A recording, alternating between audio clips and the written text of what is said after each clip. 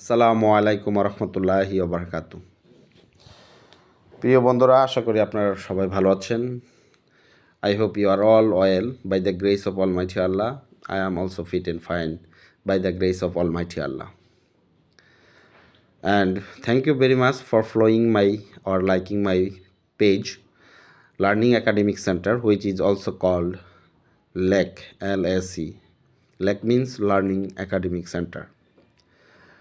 তো আজকে আমি আপনাদের সামনে নবম দশম শ্রেণীর একটি অধ্যায় নিয়ে কথা বলার জন্য এসেছি। সেটা হচ্ছে নবম দশম শ্রেণীর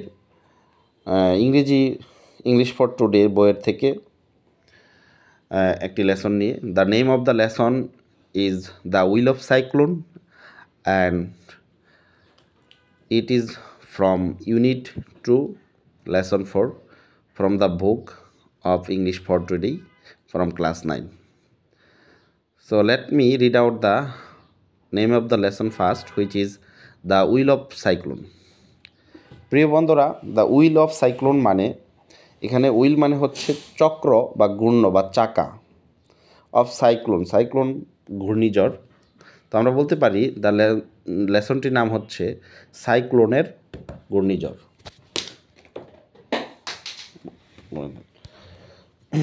এখন আমরা নাম্বারটা পড়তেছি, দেখেন। এখন আমরা লেসন 4-এর অংশটা পড়ছি। এখানে লেখা আছে, read the following excerpt from Amitav Ghosh's the great derangement and answer the question.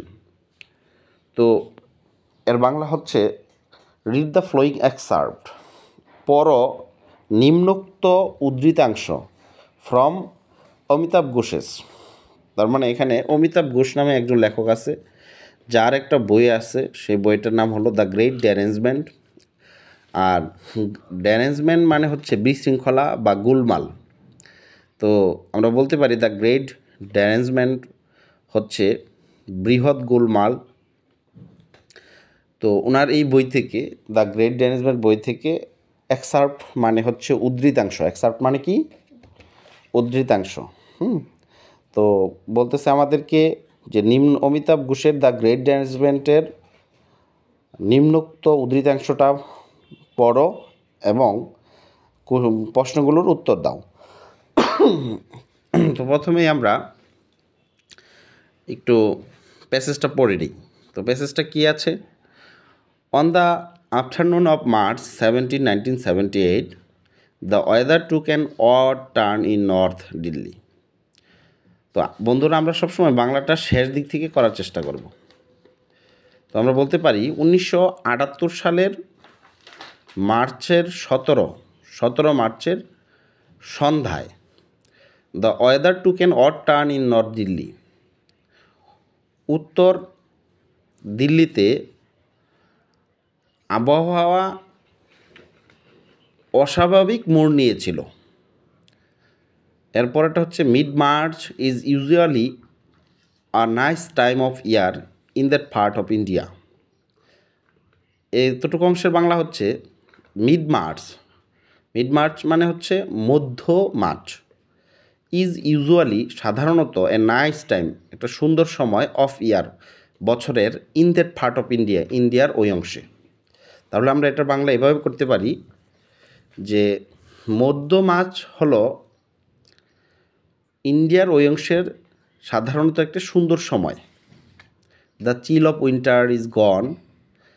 বন্ধুরা, এখানে চিল মানে হচ্ছে ঠান্ডা, অফ উইন্টার মানে শীতের ঠান্ডা, ইজ গন শীতের ঠান্ডা চলে গিয়েছে।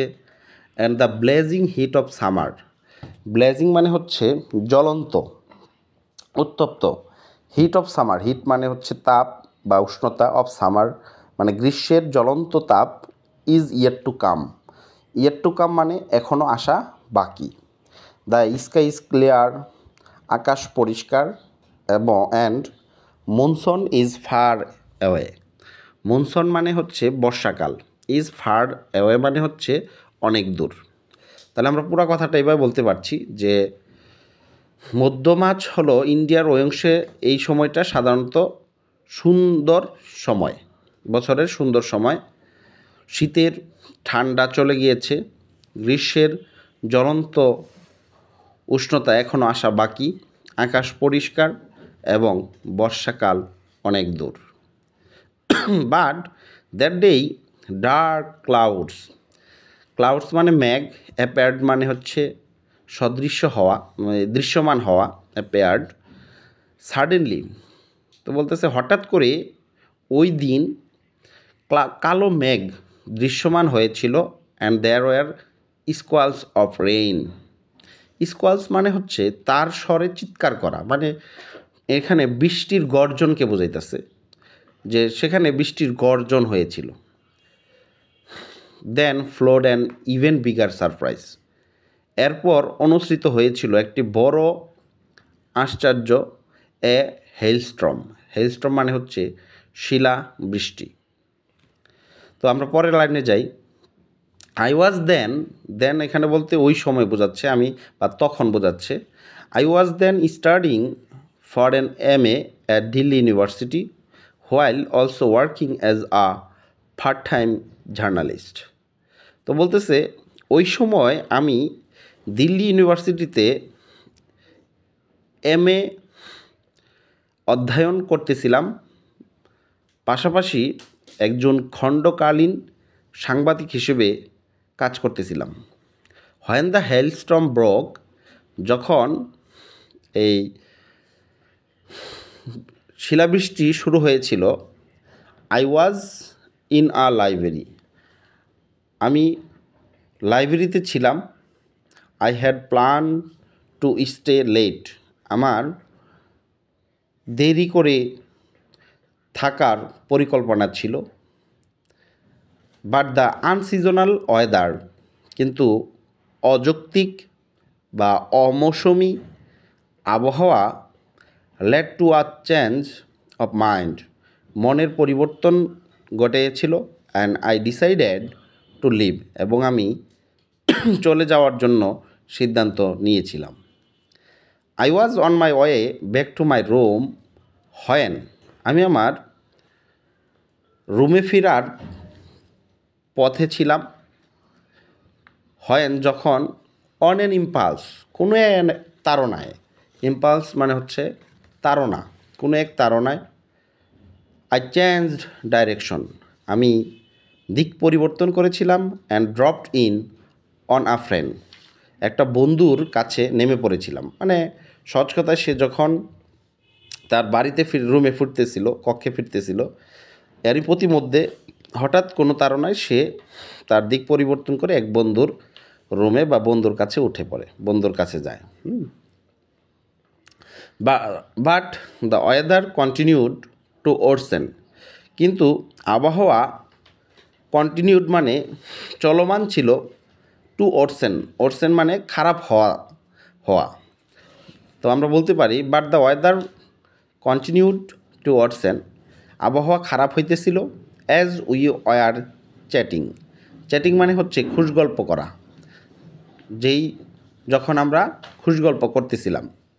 So after a few minutes, তাই কিছু মিনিট পর, I decided to had straight back, আমি সিদ্ধান্ত নিয়েছিলাম, ডিসাইডেড মানে সিদ্ধান্ত নিয়েছিলাম, had straight back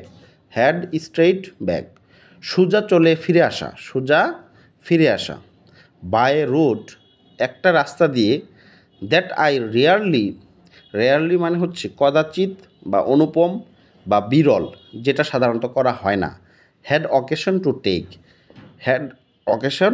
to take বলতেছে এখানে, তাই আমি সোজা ফিরে আসার সিদ্ধান্ত নিয়েছিলাম এমন একটি রাস্তা দিয়ে, যেটা নেওয়ার উপলক্ষ ছিল কদাচিৎ বা বিরল, মানে সাধারণত এই রাস্তা দিয়ে সে কখনো আসে না। I had just passed a busy intersection called Maurice Nagar, আমি মাত্র অতিক্রম করেছিলাম একটি ব্যস্ত চৌরাস্তা, যেটা মরিসনগর নামে পরিচিত, বা মরিসনগর নামে একটি চৌরাস্তা মাত্র আমি অতিক্রম করেছিলাম।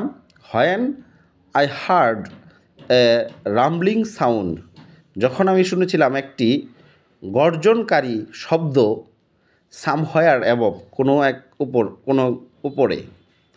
গ্লান্সিং ওভার মাই শোল্ডার, তাই কাঁধের উপর দিয়ে এক নজর তাকিয়ে আই স গ্রেই, আমি দেখেছিলাম একটি ধূসর টিউব লাইক নলাকার এক্সট্রুশন বহিঃনিষ্ক্রমণ forming on the underside of a dark cloud. ঘন কালো মেঘের নিচে গঠন হচ্ছে এমন একটি ধূসর নলাকার বহিঃনিষ্ক্রমণ আমি দেখেছিলাম যখন আমি আমার কাঁধের উপর দিয়ে এক নজর তাকিয়েছিলাম। ইট গ্রিউ র্যাপিডলি, এটা দ্রুত বৃদ্ধি পাইতেছিল অ্যাজ আই ওয়াচড, যখন আমি দেখছিলাম। And then all of a sudden হচ্ছে একটা ফ্রেজাল ওয়ার্ড, এটার মানে হচ্ছে হঠাৎ করে।